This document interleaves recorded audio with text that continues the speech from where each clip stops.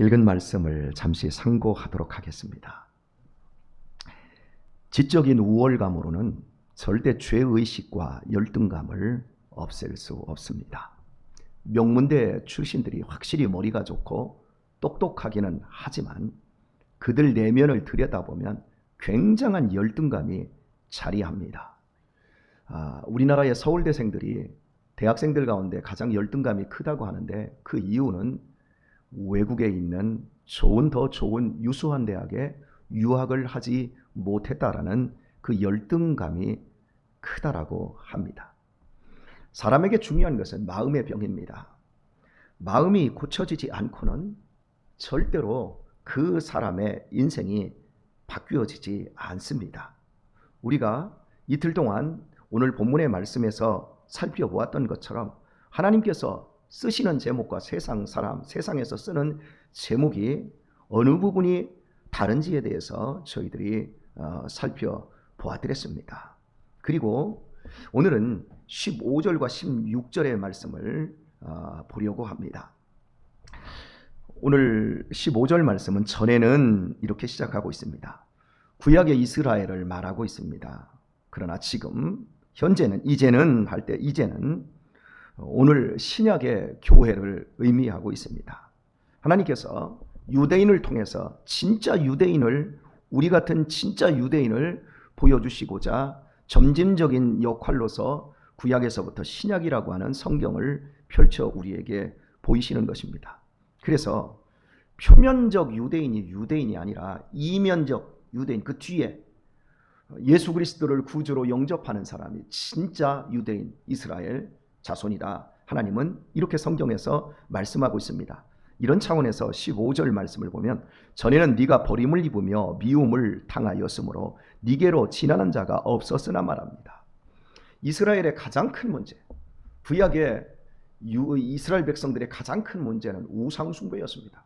우상이라고 하는 것은 단순히 절간에 있는 불상처럼 아세라상 또 바알 신상 이런 것이 아니라 유형 무형의 많은 것들이 우상이 될 수 있습니다. 자식이 우상이 될 수도 있고 정치, 권력, 문화, 그 많은 것들이 우상이 될 수 있습니다.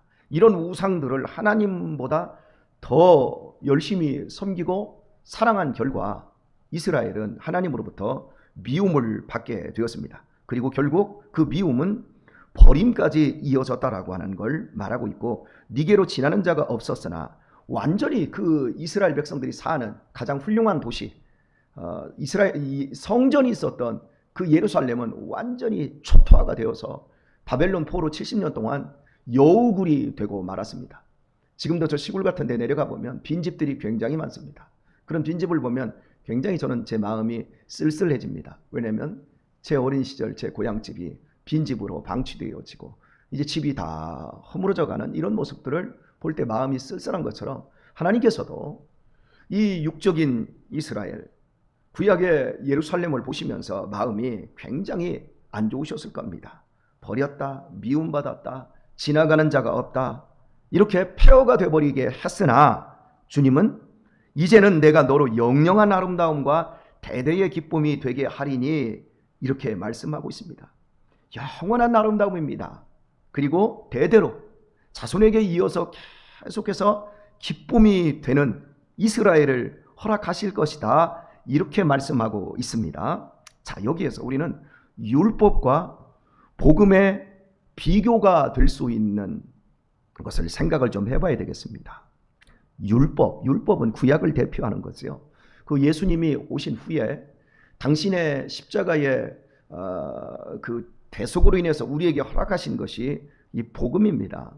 율법도 실은 복음입니다. 죄를 깨닫게 하고 우리가 죽을 죄인이라는 것을 알려주기 때문에 이 율법도 복음입니다. 그러나 진짜 백이 예수 그리스도의 복음과는 비교가 되지 않습니다. 이렇게 예를 들면 어떨까 싶습니다. 우리가 집에서 갑자기 크게 다치거나 정신을 잃었을 때 구급대원을 119에 연락을 해서 구급대원을 부르는 건 그거 정말 좋은 서비스 제도지요. 그지요? 그래서 구급대원이 옵니다. 그럼 구급대원이 온 걸로 그건 복음이에요. 그죠? 하지만 그 구급대원 자체가 복음은 아니에요. 그 구급대원은 우리를, 쓰러진 사람을, 다친 사람을 신속하게 생명이 끊어지지 않도록 응급처치만 하고 병원으로 달려가서 이 사람을 고칠 수 있는 병원으로 달려가서 의사에게 인계를 해줘야 됩니다. 그리고 이 사람이 의사를 잘 만나서 골든타임을 놓치지 않고 잘 치료받아서 고침받으면 이게 복음이에요. 만약에 구급대원을 만났어도 출동을 하고 골든타임을 지켰으나 의사를 못 만났다, 병원을 제대로 못 만났다. 이 코로나 상황에서 그런 일이 많았지 않습니까? 아픈데 코로나 때문에 병원에서 안 받아주니까 여기 돌아다니다 저기 돌아다니다가 중간에 길바닥에서 죽은 사람들이 있어요. 그런 것처럼 아무리 율법이 복음과 같이 우리의 죄를 깨닫게 해주고 우리의 죄를 응급처치해줘요. 너 그렇게 살면 죽어. 너희 죄를 이기도록 너 하나님을 두려워해야 돼. 십계명 지켜야 돼. 너 그따위로 살면 너 큰일 나. 이러면서 우리에게 경각심을 줄 때 우리가 조심해야 되겠구나. 그러면서 마음으로 내가 죄 짓지 않으려고 하나님의 말씀대로 살려고 노력을 하지요. 이것까지 여러분, 이건 복음이에요. 그런데 중요한 건 안 지켜진다는 게 문제지요. 그리고 또 죄 짓는다는 게 문제지요. 그래서 계속해서 구약에서는 소가, 양이, 염소가 그때마다 죄 질 때마다 잡아서 죽는 이런 대속이 계속해서 반복적으로 이루어져야만 했습니다. 그런데 신약은 달라요. 예수님께서 이 땅에 오신 후 그분이 단번에 당신의 몸을 들이심으로 말미암아 우리에게 영원한 대속을 가져다 주었어요. 더 이상 소나 양이나 염소가 죽을 필요가 없는 영원한 대속. 그래서 예수 그리스도 안에서 우리가 믿고 그분의 이름으로 나아가기만 하면 하나님 앞에서 모든 죄를 용서받고 모든 것을 누리고 모든 것을 받아낼 수 있게 되었습니다. 그래서 무엇이든지 구하라. 그리하면 주시리라.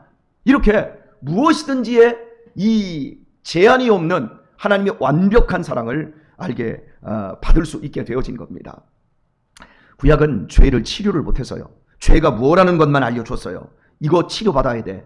이것 때문에 우리가 고통받는 거야. 그런데 죄를 치료를 못하고 응급처치만 한 채 붙들려 있는 상태. 병원에서 나는 굉장히 아픈데, 정말 많이 아픈데 병원에 가면 어떻게 하죠? 검사시켜요. 나는 지금 곧 다 죽어갈 것 같고 곧 쓰러질 것 같은데 병원에 가면 쓰러지지 않고 있는 이상 MRI 찍고 오세요. 피검사하고 오세요. 피 뽑고 오세요. 흉부 가슴 찍고 오세요. 요즘은 하나 더 있잖아요. 코로나 검사하고 오세요.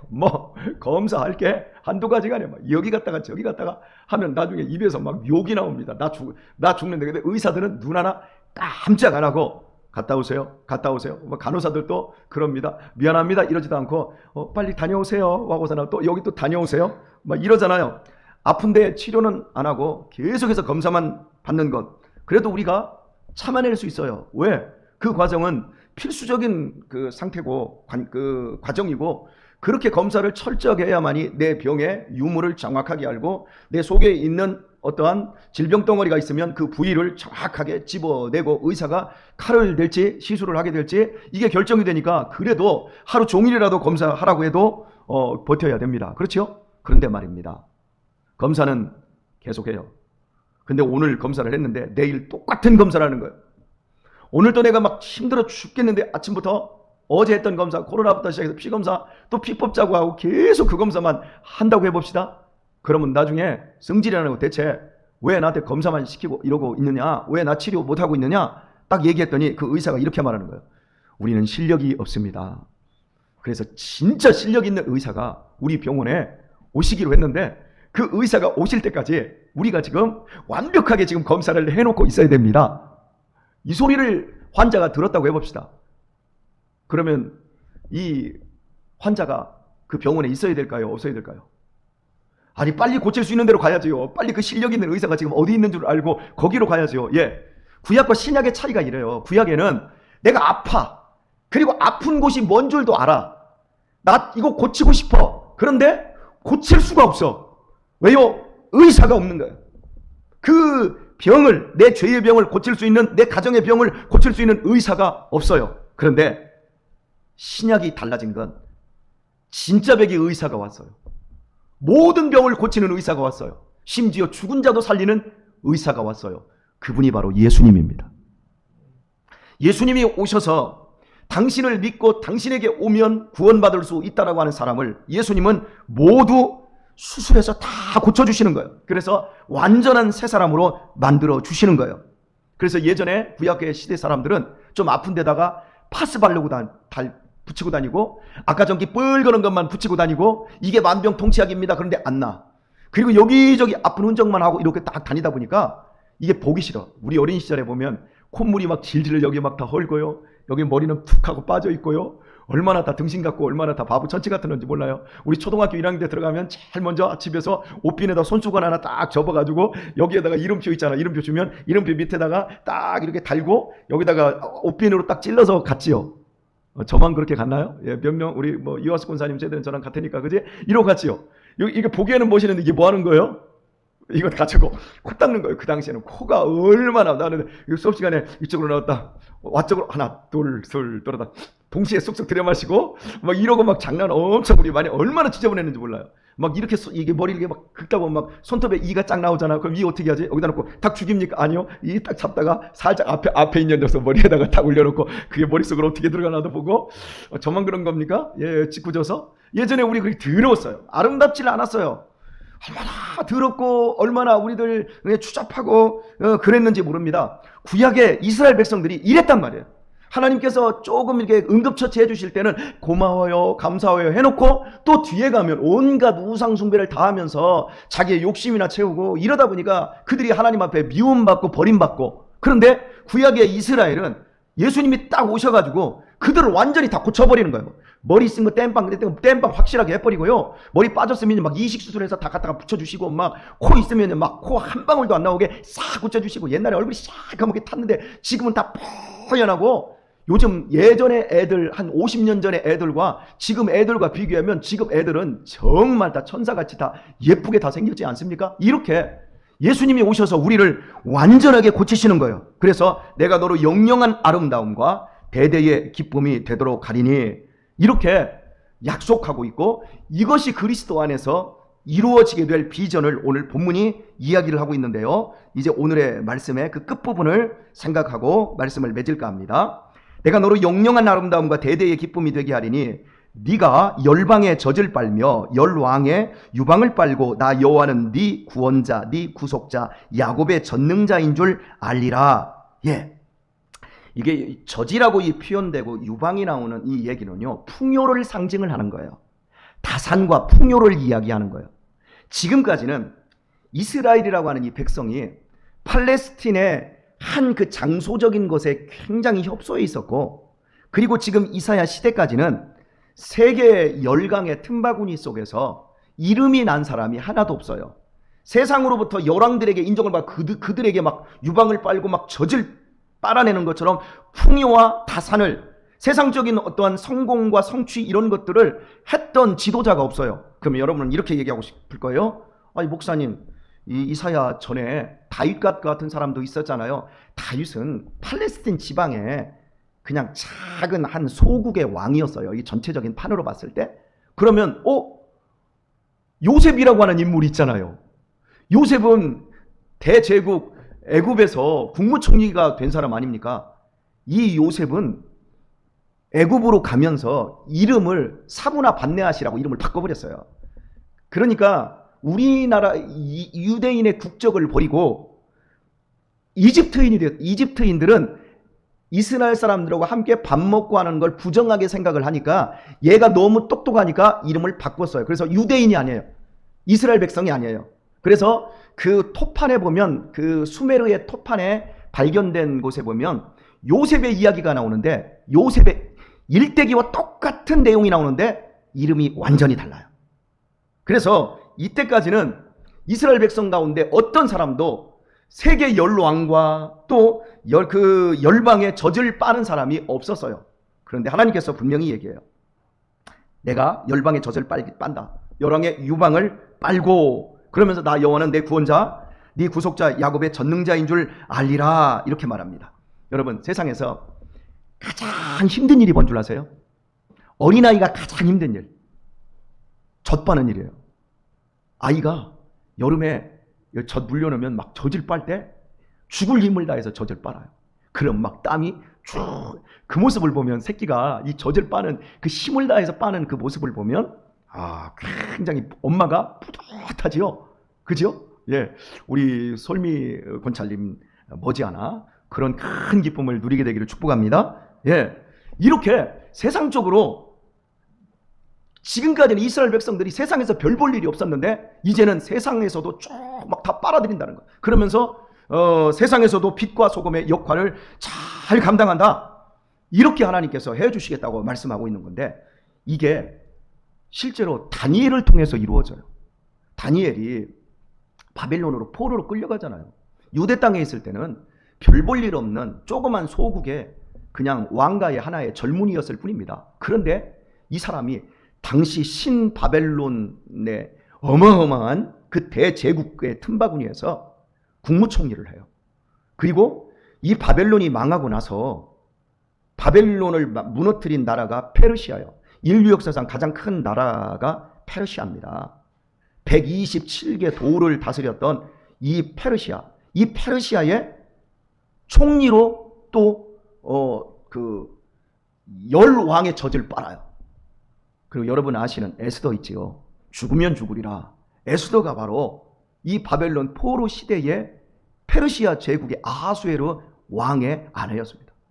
이렇듯 예전에는 내가 너희를 미워하고 내가 너희를 버렸고 너희에게 지나가는 자가 하나도 없었는데 이제는 내가 너희들에게 영영한 아름다움과 기쁨을, 대대의 기쁨을 너희에게 줄 것이며 내가 너희에게 열왕의 젖을 너희들이 빨 수 있도록 내가 해주겠다라고 했던 그 말씀이 포로로 잡혀간 이후 하나님께서 말씀하신 대로 이런 어마어마한 일들이 일어났습니다. 이뿐입니까? 예수님이 이제 이 땅에 오셔서 십자가에서 당신의 그 구속의 은총을 우리에게 입혀주시고 성령을 이 땅에 보내신 후에 열왕들이 다 오잖아요. 유대인들은 예수님을 버렸지만 지중해 일대에 많은 나라들이 바울 사도로 인하여서 막 복음을 알게 되니까 그들이 하나님의 성전으로 막 모여들기 시작하는데 예루살렘의 오순절날 사람들이 미어터지게 모여드는 그 장면들을 여러분 보시죠. 그리고 결국 세계 대제국 로마가 예수님을 믿는 기독교 국가가 되어지고 그로부터 전 세계의 모든 열왕들, 우리가 알고 있는 믿음에 신실했던 사람들 여러분 생각해 보세요. 현대의 에이블럼 링컨 같은 대통령, 그리고 미국을 세웠던 그 수많은 그 조지 워싱턴이라든지 굉장히 많은 그 사람들이 그 복음 안에 들어오는 이런 장면들을 우리가 보게 되는 겁니다. 그러니까 이사야 바로 이 본문이 말하던 그 시점에는 아무것도 없었어요. 정말 이스라엘은 보잘것없는 나라였고 결국 버려졌고 미움을 샀지만 하나님이 말씀하신 신약의 시대가 예수 그리스도로 말미암아 열리게 되었을 때 세상의 젖을 빨고 세상을 막 이끌어가는 수없이 많은 사람들이 각 분야에서 나오게 되어지는 이런 비전으로 진짜 이스라엘, 진짜 유대인을 하나님이 우리 앞에 보여주고 계시지 않습니까? 오늘 말씀을 맺겠습니다. 믿음은 용기가 있어야 됩니다. 아니, 믿음은 용기라고 말씀을 드리고 싶습니다. 예수 믿어도 실패하고 예수 믿어도 예수 믿어도 가난해질 수 있습니다.